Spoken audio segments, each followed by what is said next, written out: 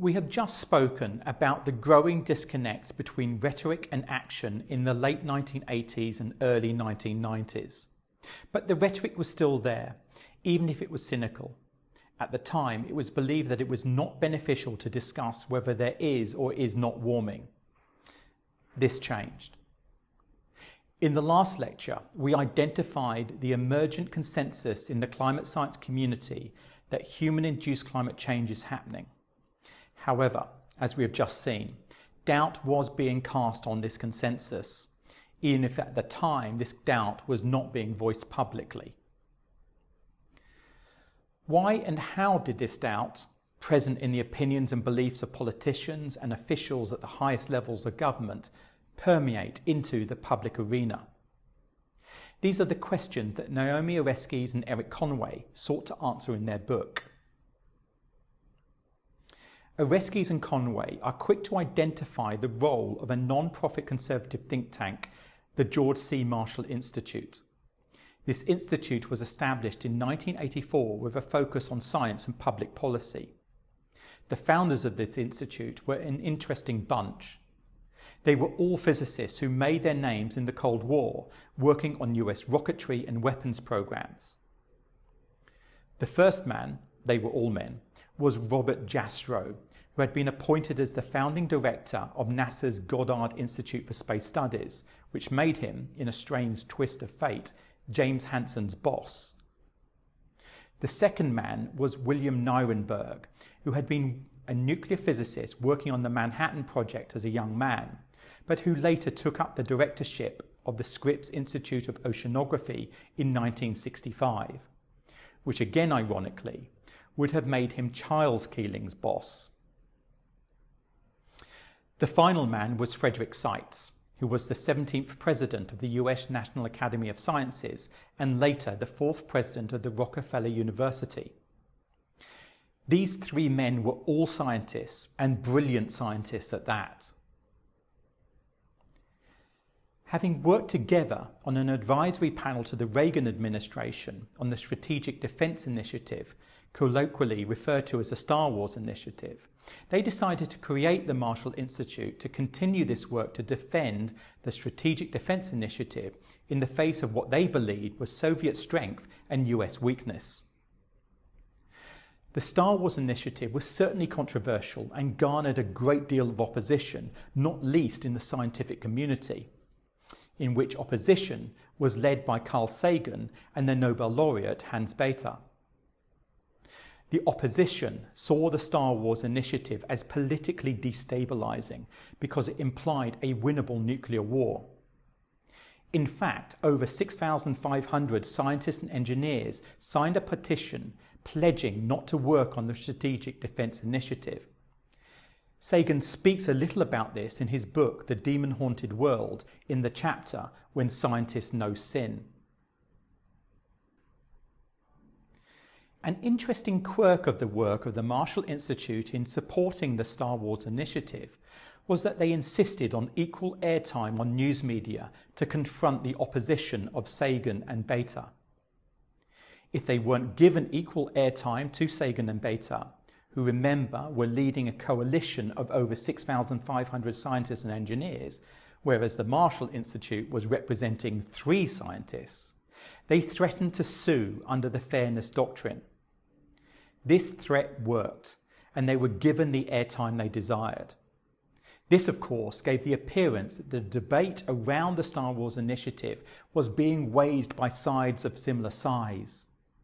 This proved important later when the debate turned to climate change.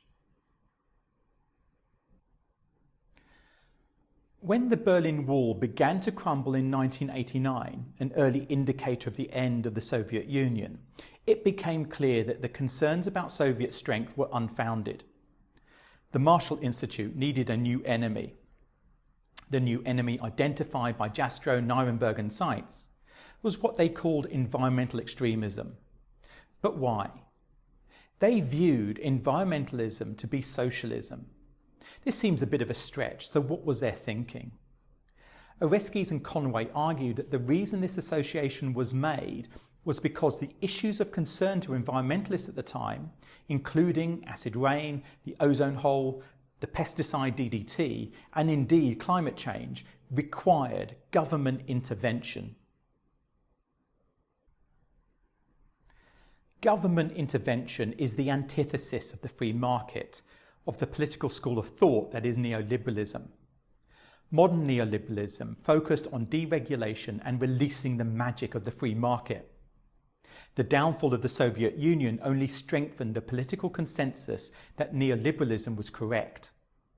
Indeed, although it came to prominence in the US under Republican President Ronald Reagan and in the UK under Tory Prime Minister Margaret Thatcher, this consensus was continued in the US under Democratic President Bill Clinton and in the UK under Labour Prime Minister Tony Blair. There was a true bipartisan consensus on the virtues of deregulation and neoliberal thinking. For the Marshall Institute, a return to the regulation required to combat environmental concerns like climate change was an anathema to their neoliberal political ideology. For them, regulation was about a loss of freedom.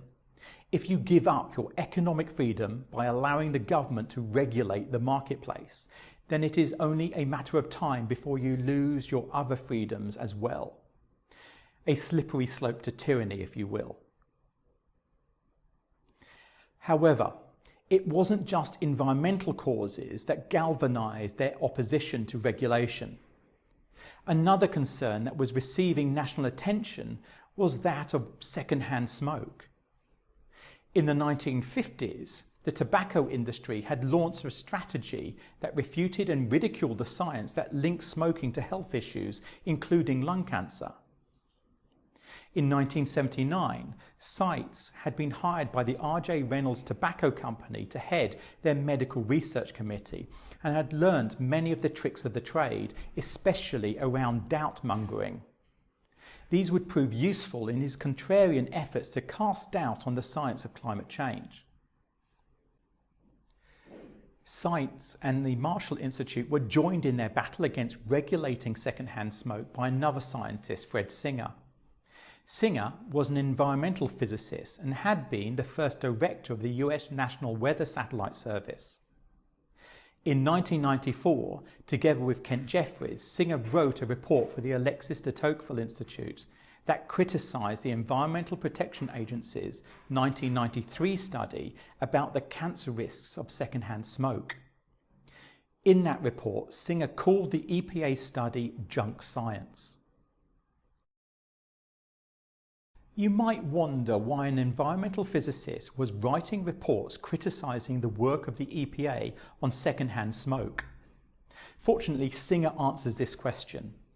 On the second page of the report, Singer writes, "If we do not carefully delineate the government's role in regulating dangers, there is essentially no limit to how much government can ultimately control our lives." This again confirms the assertion of Oreskes and Conway that the anti-environmental contrarianism of Singer, Seitz, Nirenberg and Jastrow was driven by a political agenda to thwart government regulation. Seitz, Nirenberg, Jastrow and Singer applied the tobacco industry playbook to the environmental issues of the time. They cast doubt on the science behind many of these environmental issues. They argued that chlorofluorocarbons were not responsible for ozone loss in the stratosphere. Indeed, they also wrote papers questioning the link between UVB and skin melanoma. They argued that the sulfur dioxide being released by coal-fired power plants was not responsible for the acid rain that was destroying forests. Instead, they argued that this was due to volcanic emissions. For climate change, they argued that global warming was caused by natural variations in solar radiation, that any warming caused by greenhouse emissions was swamped by natural climate variations. They further claimed that there was no scientific consensus, and indeed that there were benefits to increase carbon dioxide in the atmosphere through higher agricultural productivity. Our merchants of doubt recognized that peddling doubt in the science and the scientific consensus was essential. Fred Singer was able to use his credentials as an environmental physicist to promote the contrarian view about climate change and to argue that no consensus existed with regard to human-induced climate change. In 2003, in a letter to the Financial Times, Singer wrote that there is no convincing evidence that global climate is actually warming. In the UK in 2007, promoters of the contrarian position were able to have a polemical documentary film entitled The Great Global Warming Scandal released on a national television network. Singer appeared in this film denying the scientific consensus about the reality and causes of climate change.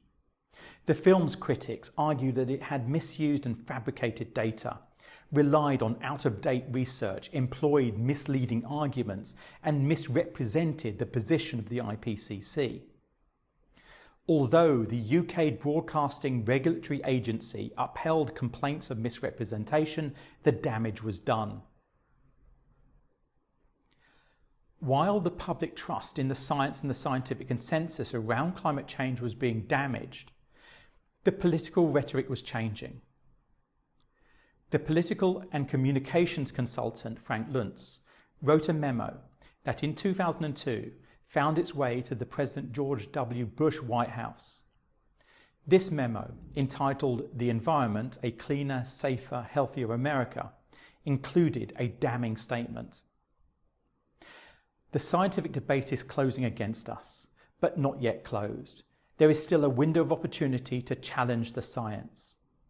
Voters believe that there is no consensus about global warming within the scientific community. Should the public come to believe that the scientific issues are settled, their views about global warming will change accordingly. Therefore, you need to continue to make the lack of scientific certainty a primary issue in the debate and defer to scientists and other experts in the field. The approach outlined in the leaked Luntz memo encapsulates the history and continuing approach of those peddling the contrarian position both inside and outside of politics.